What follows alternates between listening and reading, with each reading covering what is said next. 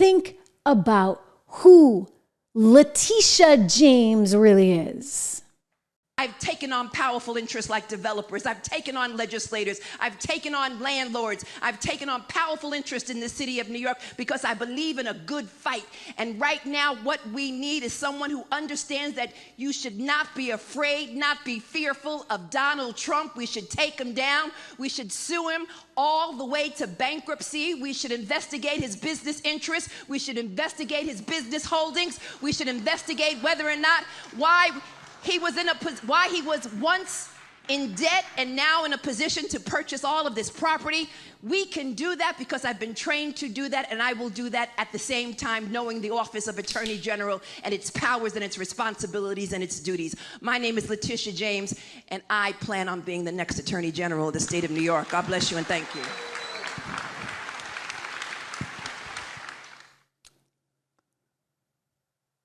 That's what we run the risk of on a national level if Kamala Harris is elected.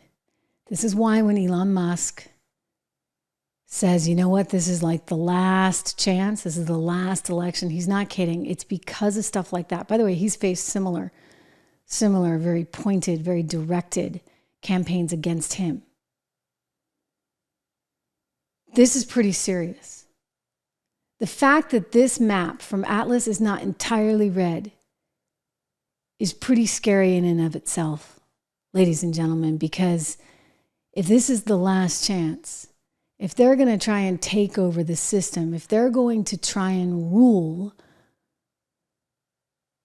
by using the likes of lawfare, etc., then where does that leave us? Where does it leave us? I mean, when you've got a guy who's running for the vice presidency, who's going to be on stage tonight opposite J.D. Vance, who thinks so little of Trump supporters that he would go to Michigan and do this, you know what I'm going to show you? Watch carefully. Watch his fingers. Watch for the middle finger that he shows the Trump supporters. I mean, this guy could possibly be our vice president? What kind of upside down world are we living in? Oh yeah. Trump 2024, baby!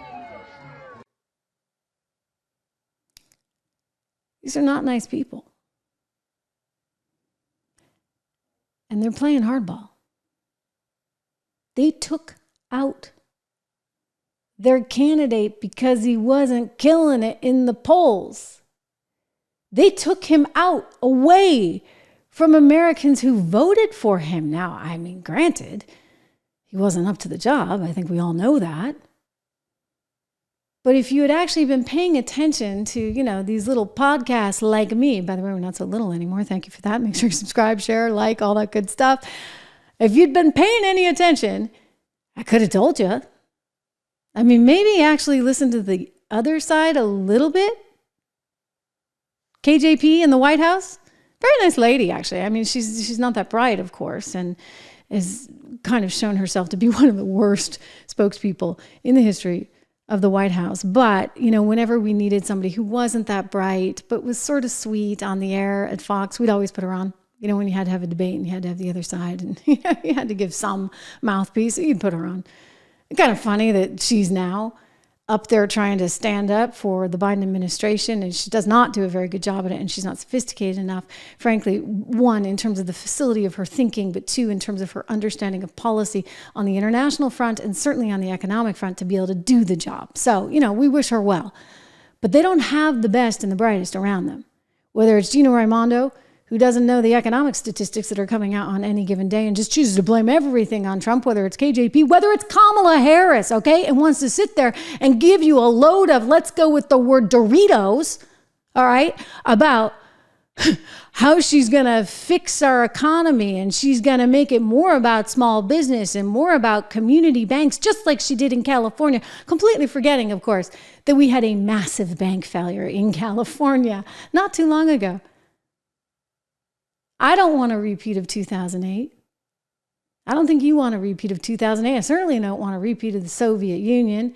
I don't want to go the direction of Venezuela. Therefore, I do not want Kamala Harris in charge of anything. Like, let her go back to, Arsenio Hall. Is he still single? Oh, oops, she married someone. Dougie boy. Oh, yeah, Dougie. He's like supposed to be the be-all, end-all guy. Jen Psaki just falling all over herself to talk about him the other day, saying, oh, you are the man. You are the man. You are like redefining masculinity in real time, Mr. Dougie. Dougie, who took off with the nanny on his first wife. What a guy. What a guy. Just exactly what you want your sons to grow up to be. Come on. This is gross. Important part, or an interesting part of how people have talked about your role here is how your role has reshaped the perception of masculinity. And I'm not sure you planned on that, but you are an incredibly supportive spouse. Has that been an evolution for you? And do you think that's... Clearly, all right, let me just jump in. It's been an evolution, Jen, because he was not that supportive of the first one. No, the first one, well, I won't go there. All right, let's just say he's not all that. And Kamala's not either. And I hope Americans see through it. I really do. We look at the challenges we're facing right now in the Middle East, and things are getting increasingly scary over there. And you say to yourself, wait a second. The country that actually backs Hezbollah is the country that actually wants Kamala to win. The FBI reporting, of course, that Iran hacked into Donald Trump's campaign and then turned over the receipts, the information that they learned, to the Biden-Harris team. That's kind of alarming. You've got to ask yourself, why is it that they are so in need of Kamala Harris winning? Oh, they want to bring back Barack Obama's deal? I mean, well, hey, under the Biden-Harris administration, they did get billions of dollars, to which they then took that. And we saw one of the greatest tragedies ever unfold on October 7th. So we don't need that. We need to be safe. We need our country safe. We need our economy safe. And somebody who was a little outspoken along the way, I think a lot of Americans would deal with that right about now. What do you think?